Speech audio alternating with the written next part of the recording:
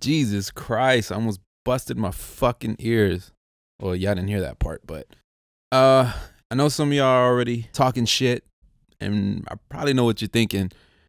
I haven't done my podcast in almost a month, right? Now, I'm one of those firm believers, no excuses. I feel like-minded people. I fucks with you. If you listen to this podcast, you probably think the same way, right? Okay, so please, just listen to this excuse because I feel like it's reasonable. Now, I've been doing this podcast, and the first 2 episodes you've heard, of course, it's just been me by myself. Not saying that there's anything wrong with that. It's actually been working for me. And most of the response I've been getting is based off of the fact that it is me by myself. I was just feeling a little weird hearing just me on a podcast again. You know, everybody around me, I was pretty much telling them, look, I'm cool with that. Every once in a while, popping in and doing my own. Only because I didn't want to work around people's schedules at the time. But now that I do got the time, I really want guests. And, you know, just to learn people's perspectives and, you know, just other things to talk about besides what the fuck I'm talking about. Because what I'm living ain't what everybody else is living, and how I think isn't how everybody else thinks. Excuse me, I'm drinking, by the way. Can you hear that? Terrible. Anyway, so this is another episode by myself. We're on episode 3. Okay. Oh, wait, I didn't even explain why the long wait.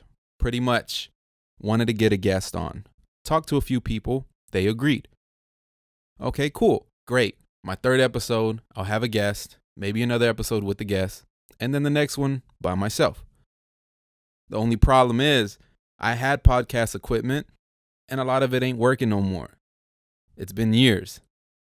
So pretty much, I had to order new equipment. I placed the order for the equipment, and some of the stuff I needed wasn't going to get here on time. So I was like, okay. So that gives me like a week, or it buys me like a week to schedule time with some guests. Okay, cool. Hit up some guests, got them lined up for the weekend. Equipment, no show. Fucking Jeff Bezos, his reptilian I'm just kidding.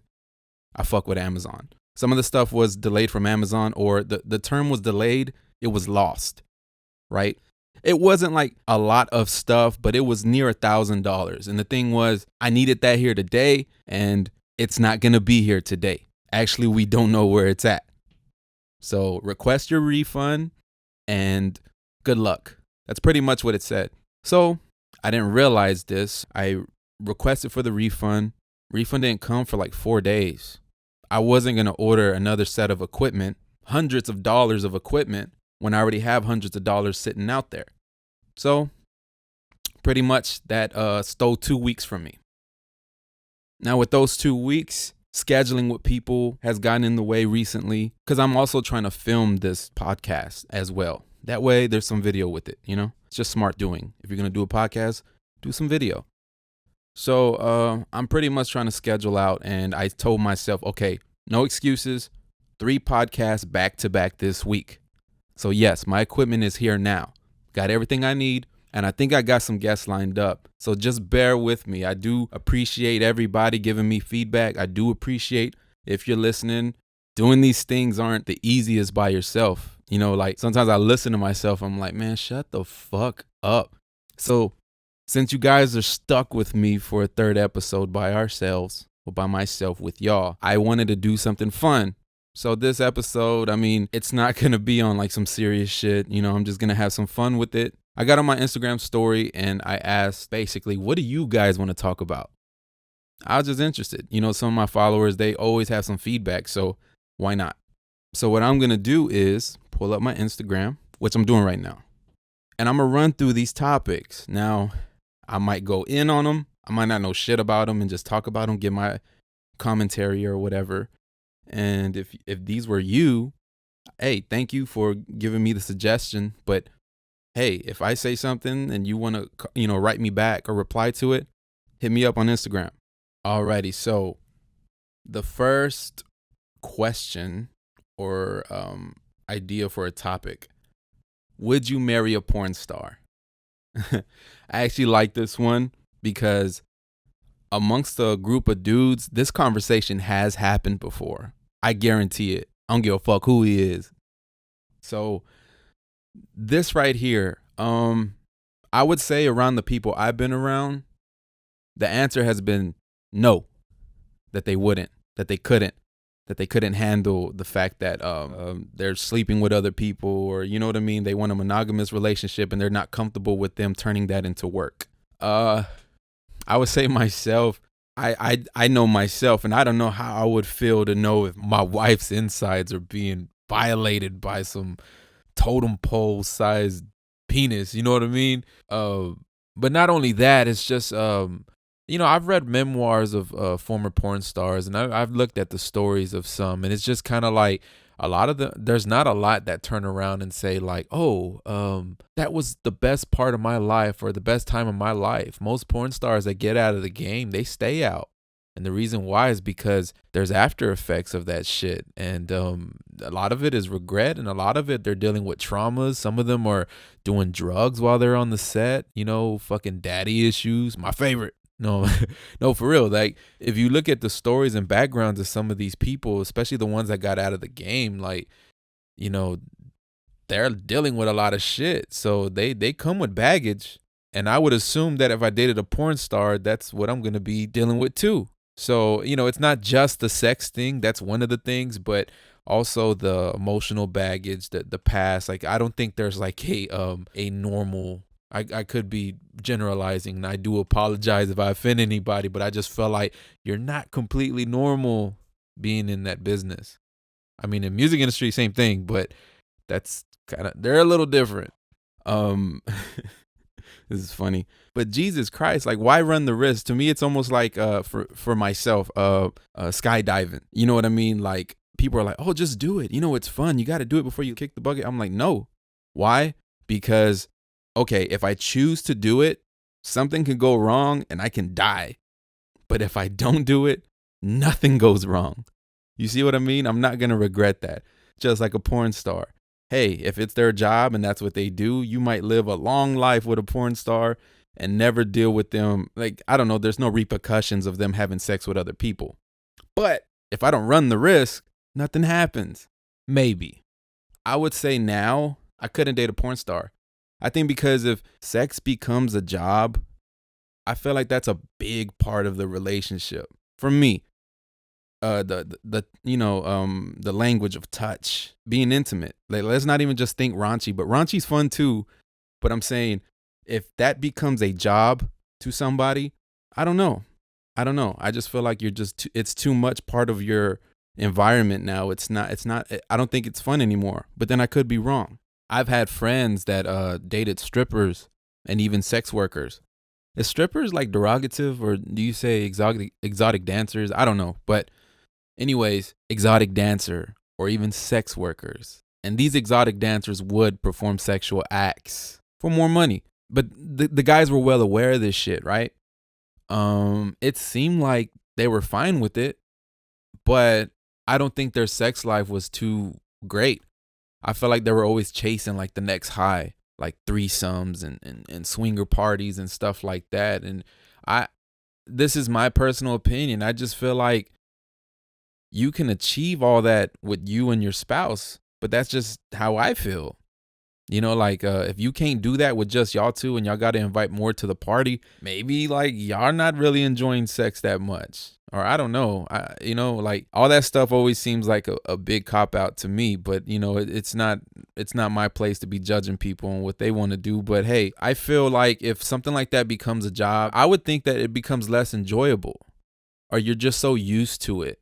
I like to experience stuff with people. I like to explore and try new things. And I just feel like once you've done everything in the book, because let's face it, we look at porn now and it's like pretty much every fucking genre. You know what I mean? Like now it gives you trust issues of someone's like fucking stepbrother. You know what I mean? Like, there's every type of genre. There's even COVID-19 porn. Everything in the book is there. So I think that I want to explore and try something new with somebody, and I feel like I can't do it with a porn star. Maybe they're going to put me on and I'm just not ready for it. Regardless, I personally couldn't do it. Have I met people that have? Not porn stars, but sex workers or former sex workers and strippers who perform as sex acts? Yes. But I can also say they're not together anymore. So I don't know if that's if that's a point to make. The next one I'm going to go to is generational wealth, financial literacy, music. Please talk music. You are so smart. I'm not that smart. So generational wealth, that's actually a great point. I can't give intel on what is a good way to start spreading generational wealth or what you can do to make sure that your family and family beyond your children and their children's children are financially secure. I myself have been looking deep into this because we are misinformed. Even at that, a lot of people just don't care. Like, how many of y'all that were in economics can tell me something that you've learned, at least 2 or 3 things that you've learned, please? Because I remember that class and I remember everybody just dozing off and not giving a fuck. Like right now, it would have been a good time for us to know some of this stuff, for us to read up on this, or, you know what I mean? Like, it's just one of those things that you really don't think about until shit hits the fan. A lot of people are, living a paycheck to paycheck, but no one's handing us the ropes. You know what I mean? No one's showing us what to do. There's information out there, but still, think about your grandparents and your parents right now. Like, you still got to show them how to use an app on their phone or how to fucking shop for groceries.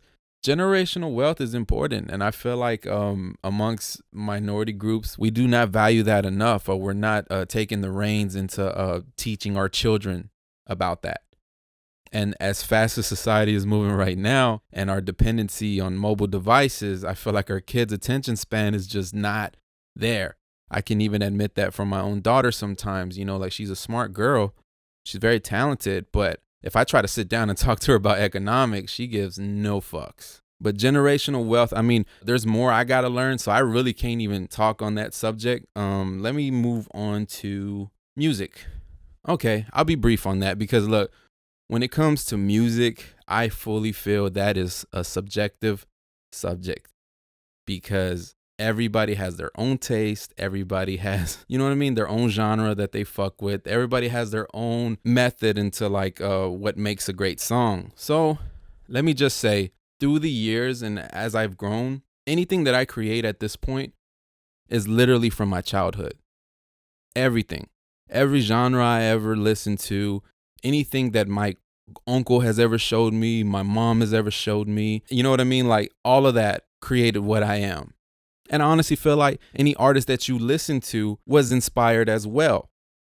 Now, in my world, and this is just how I feel, and I think a lot of music creators can agree with me, we almost stop becoming fans. Like, because we make it. We create music now. We know how it's done. We see how it's done. We become fans of the franchise or the name. Like, if I see somebody that's working and they're fucking doing it, for example, Drake. You know what I mean? He's the GOAT at this point. But I remember at the beginning when he first started and looking at him now, like utter his name on a record and, it's bound to go fucking platinum, diamond, whatever.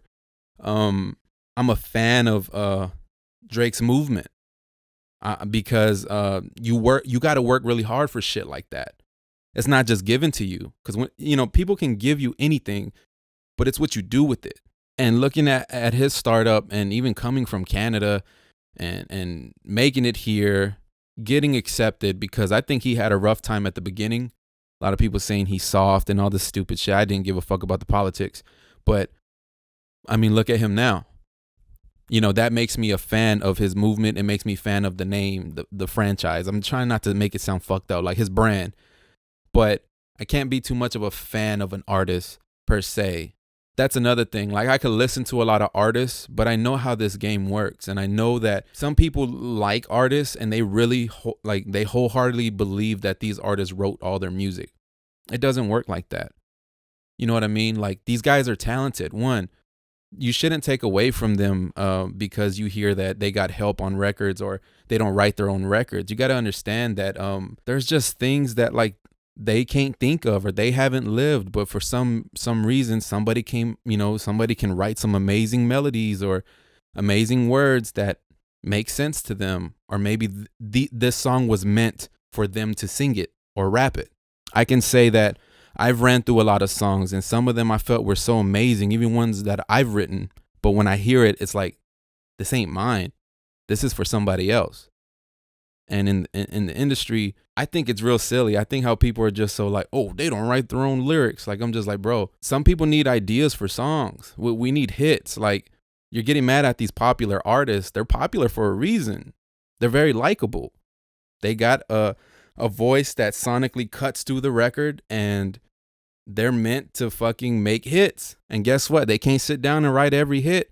They need some help. There was a cool story, and I always remembered that because I remember looking at the credits, but still DRE, you know, Dr. Dre's return when he made the Chronic. Is it 2001? Ooh, that's a bad thing if I don't know that. But anyways, when he came back with the Chronic album, and he had Snoop Dogg on the record. You know, Scott Storch also played the keys. I remember Snoop Dogg saying, man, like, we love, you know, the beat was hard, but just couldn't really execute on the song. Like, we were trying to write, and it just wasn't rocking. He's like, until, you know, we had somebody fly in, came in, fucking scribbled some shit, and was like amazing from the hook. You know what I mean? Like, all the ideas, even Dr. Dre's lyrics. Turns out that this artist is Jay-Z. You know what I mean? Jay-Z. And now that I listen to it and I know old Jay-Z, I can hear it. I can hear essences of Jay-Z on it. And I'm like, whoa. But see, like, sometimes some records are written for people because it's meant for them. And for some reason, everybody has this expectancy that, like, artists are supposed to write their own music. And there's some artists that truly believe in their craft alone, that they want to write their own music. But the industry is a game. You know what I mean? Like, this is work. They got to make money. They got to feed their kids. You got to make hits. You got to generate something. You got to get a buzz going. You can't just do that all on your own. You need a team. And all successful artists had a team. I don't know why I'm going into a tangent about that, but I think it's just because it was a conversation I just had recently. Because, like I said, everybody has their own perspective on what makes a great song, what makes a great artist. To me, at this point in my life, I just feel like whatever got the bounce, whatever brings the good energy, that's what I want to listen to. Whatever genre it is. I don't care what genre it is. Provide the good energy. I used to be more like the content or what they're saying. And that's cool if that's what you like. I mean, at one point, that's all I cared about. And now it's just more like who can make a great hit and who can make a nice song and who can also do that and incorporate great content even better. But that's just my opinion. And I don't want it to sound bad when I say that I can't be a fan. Like, it doesn't mean that, like, I'm very cold when it comes to these new artists, because I love music. You know, I listen to that. I listen to music all day. I do my homework. I listen to what's out, what's coming out, who to look out for. I'm still in there because it's part of my homework. You know what I mean?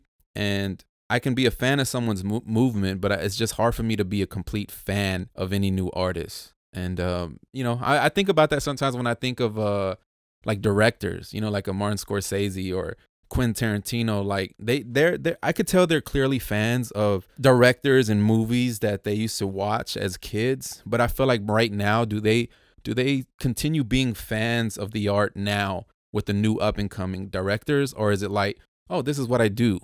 Oh, I would have did this like this, or I would have shot that scene like that, or I would have changed the dialogue here. You see what I'm saying? Sometimes I see myself where I listen to songs and I'm listening to the mix, or I'm listening to how it sounds sonically, or I'm like, I need to hear this on headphones. So now that I'm like that, and maybe it's like the whole sex worker thing. You know what I mean? Like, when that shit becomes kind of like a job, it's not the same game for me anymore. Just like it's not for the porn star.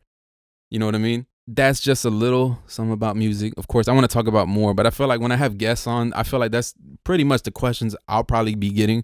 So I don't want to go too deep on music. Okay. This one's kind of funny because this is a friend of mine. So, like, he knows me and he knows I like horror movies. So he put favorite horror films and the future of the horror genre. Okay.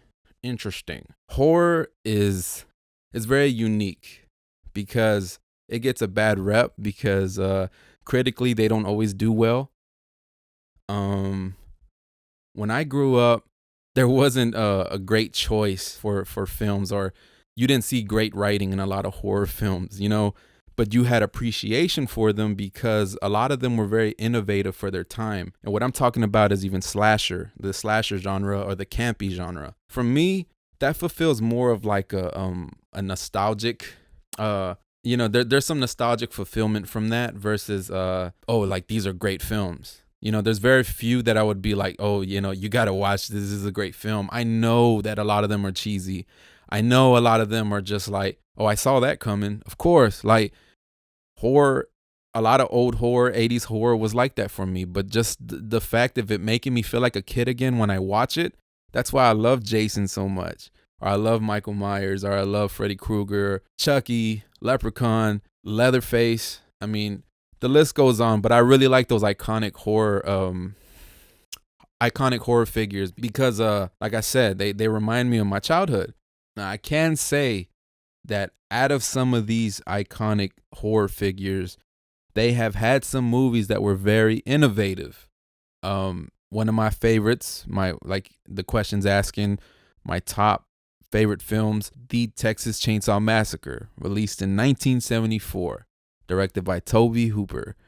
That right there is like one of my favorites. Why? Because one, filmed in Texas. Shout out to Texas, man. The fact that it was all low budget, the score you can tell was original, the set that like you can tell like they were like pacing, trying to do what they can with the days that they had for filming, and it's a cool story when you hear about all of it. But not only that, it's just they accomplished so much with very little blood. I don't know if people know that, but like very little blood. Also, it just made daylight scary. You know what I mean? Like being out during the day was actually fucking scary because most films, they relied on night. When nightfall came, that's when the bad stuff happened. This one was like, no, you're not safe even when the sun's out. I really fuck with that. I think that shit was like very, very, very well, for me it was very shocking because at a young age I was like, he's from Texas. Like for real, like the reason why I like him so much is because he scared the fuck out of me. I thought he was gonna kill me. I thought like the potential was real. Like he's from my state. You know what I mean? But yeah, that movie right there, if you look at the history of it, from the budget to even the distribution company that took over it, I think it's called Bryanston Films. So like they were part owned by the mob. They had like this whole big controversy. So they distributed for them, and they were known for doing Deep Throat, which is another cult classic film. I honestly haven't seen it, but I know all the stories about it. But yeah, Texas Chainsaw Massacre was one of my tops. Halloween 1978, directed by John Carpenter. That's also one of my tops. And I think because again, Leatherface came out before Halloween. Texas Chainsaw Massacre came out before Halloween. That's 1974. 4 years later comes Halloween. Halloween was very different too. One, he's stalking somebody. That's a difference that I see from the rest of the Halloween sequels to the first one, to the actual original one, is that he's actually just stalking. He's walking around the neighborhood and he's following somebody, and you don't know why. So it was more of not just a person, but like an entity, like an evilness, like something that you feel sometimes where you're like walking and you almost feel like someone's looking at you, or you feel like someone's there. This movie's telling you someone is there. So I thought that was cool. And this is another movie that used very little blood. There's like little to no blood in it. So I just feel like if you can accomplish all that with very little blood, that says a lot about your film. So I have a deep appreciation for those movies. Also, with Halloween, suspense. There's a lot of buildup between scenes. Now, if you watch it now, which I admit, I went to Alamo Drafthouse probably like 3 years in a row where they show it during Halloween, and people are laughing, and I can't help it. I laugh too. The last time I went with one of my friends, I got drunk and I was just like adding commentary, but people were laughing to what I was saying in the middle of the scenes. I don't know how to whisper, but when I was at the movie, I was literally just like, I almost got kicked out basically. But yeah, like when you watch it now, it's a little silly. Even as a kid, growing up in the 90s, I thought that like, whoa, like this is scary. So that's another one of my top films. Jason's just one of my favorite characters. I wouldn't say he has any great movies. I've seen all of them. And like I can't say that. I mean, the genre is the same, like a group of kids or teens go to a camp and get hacked by him because he's avenging his mother's death. Pretty much the same thing. And then it gets weird when he goes to fucking space or he fights Freddy because people were waiting for that shit forever. I don't know. That shit, it's funny to me. But yeah, a lot of my ties to horror are just because of childhood. I wouldn't even say a lot of them are great films. There's some that I'll be like, yeah, like they're pretty fire. Like I like the original Evil Dead. That's another one of my tops. What else? I know I'm missing one because I'm trying to do this on the spot. But what I think about the future of horror, I don't think horror ever goes anywhere. It's gonna always have a following. Like it's always gonna be there. It may not be the mainstream choice, but it's not going anywhere. People like that. Like I like running into people that are into horror because we all pretty much say the same thing. Like we know some of the stuff can be scary, a lot of it cheesy, but the idea of being scared sometimes is exciting. Like there's like a rush that you get. That's how I feel. So that's why maybe I'm into the genre. Now for the future, yes, there will be a following, but in mainstream, I think it's looking good with the success of the Halloween reboot / sequel, whatever you want to call it. Like it did a lot better than any other type of reboot. I like the Texas Chainsaw Massacre reboot, the 2003 one. Anything after that's been trash. But because of Halloween doing so well, I think that movie studios are going to start giving chances to a lot of these franchises. And you'll see resurgences of classic horror icons, and you'll see retellings of certain stories. And I think that's cool. What I want to see is just more original content.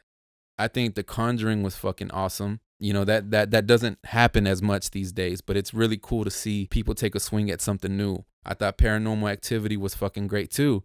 I'm not saying all of them were, but the first one was great. I really want to see something original. Let's see. I feel like I went too deep on that one. Let's keep going. Top 5 reasons you cry after sex. How did he know? I'm not going to say who you were, but you know who you are, you asshole. I stopped crying after sex about 2 years ago. Let's see. Entanglement. You're funny. Let's go through some more of these. Stocks. I know nothing about stocks. I got friends that do stocks, and I honestly feel like they're lying to me because they got into something and they regret it because they're not making any money. So they're trying to pretend they're doing well off. That's what I feel about stocks, honestly. But yeah, people can make money off that shit. I don't know nothing. Changing your surroundings of negative energy. Wow, this is gonna get deep. Changing your surroundings of negative energy. Big part of my life right now, I think. I think everything I'm doing right now is because I got away from negative energy. What's crazy is that the people that I was around were the ones that would preach about that, but they were the negative energy. And that's what's crazy. So for myself, yeah, I believe in that shit. I wholeheartedly believe in energies. We pass it off to each other, and the crew you're around, I mean, pretty much they set the tone of like what the rest of your life is going to be if you decide to stick around them. I could say that I'm around the busiest people I know, but not in a bad way, but they're busy in the art that they love. That's what's, admirable. They love what they do. They're creatives. They make me step my game up. I think that's like a very, very important thing that a lot of us need to be doing. Get away from that toxic crew. You know what I mean? Do a complete cleanse of your life. You fucking do a 7-day cleanse for your colon and be shitting the rest of the week. You might as well do it with your life. Don't be scared to exit. I think that's what the problem is hesitation to exit. We have these connection with people, or this long time connection with people that we felt like they were going to be our friends forever. And sometimes that's not the case. And they may be a contribution to why your life isn't going too well right now. But yes, very important to talk about. I know the person who said that, and I think he's doing a great job. So if you hear this, man, I'm proud of you, brother. I don't want to say your name because I don't know if you want to, people to know, but you're doing really well. Let's see. Why taking a caca feels good? Well, I don't know. There's some muscles and nerves over there. I don't know. Like it feels good. You're cleaning out the waste. That's why it feels good. Why hot Cheeto popcorn is superior? I don't know. I like puff corn. I've had the popcorn. It's decent. But I'm trying to stay away from that shit now. I'm trying to drop some weight. I got podcasts to film. I'm about to start doing some ASMR. Is that how you say it? Yeah, and gonna start doing like little vlogs. I'm trying to get on camera more, so I can't be eating that shit. But I don't know. Oh, my guy right here. He says stripper / escort / porn star / OnlyFans pimping on the web. I'm all for it, man. It's a hard time for people. If you can find any source of income, hey, I'm not mad at you. I haven't subscribed to any OnlyFans. I see how it works. I like the concept. If you don't want to subject yourself to doing that, then I respect that too. But I believe anybody and everybody should be able to do with their body whatever they please, as long as they're of age, an adult. And if they want to make money doing that shit, then fuck it. You know what I mean? Do what you got to do. The lack of authenticity and fear of being different with this new generation. I think that kind of falls into the whole separating yourself from negative energy, because I don't feel that way around my group. I really don't care about what people outside of my team say or have to say. Like, I listen to it. Now, if it's feedback on a podcast or something more, like genuine or wholehearted, but if it's surface shit, I've gotten to a point in my life I just do not. None of that shit bothers me. So, lack of authenticity. That is a major problem. That is probably why I didn't do so well mingling amongst people that were quote unquote artists or producers or, pretending to be in the music industry or selling you a dream when they really weren't living it. You're going to deal with that everywhere and anywhere you go. People want to fake it because they want you to respect them. They want you to think, like that you can look up to them. You can trust them. Everybody has different motives, but you know what I mean? Like, if you're an intuitive person, intelligent enough to see that you're getting played, or, you know what I mean? I don't think you should, you'd be doing too bad. You probably just need to change your circle, or, if your environment sucks, move. You know what I mean? Go that far. If you got to leave Texas, leave Texas. And this person who said this actually wants to leave Texas. I do remember her saying that. Mental health. That's a big one. Talked about that today, but that's an ongoing thing that we're going to always have to talk about, right? Like, I don't ever want to hide or shield from that, because that is a real thing. And it's almost become where our generation are now being more outspoken about it.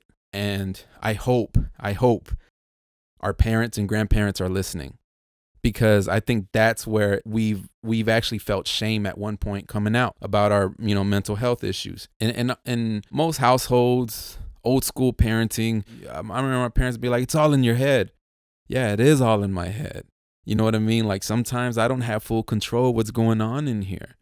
Or maybe I do, but I don't realize, or I don't know how to.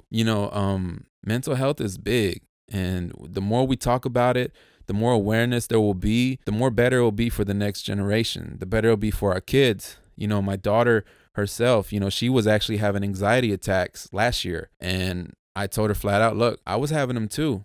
And pretty much don't be ashamed or scared to talk about it.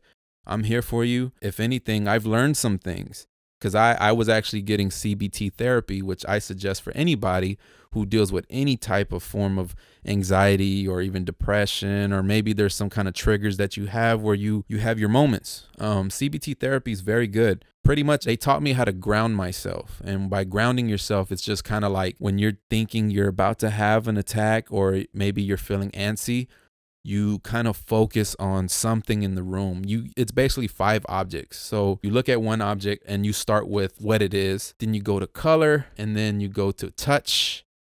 You go to like these different senses of each of those 5 items. And when you run through that list, you've kind of grounded yourself that you're no longer focused on panicking. Because a lot of times that when you're about to get there, that's what happens.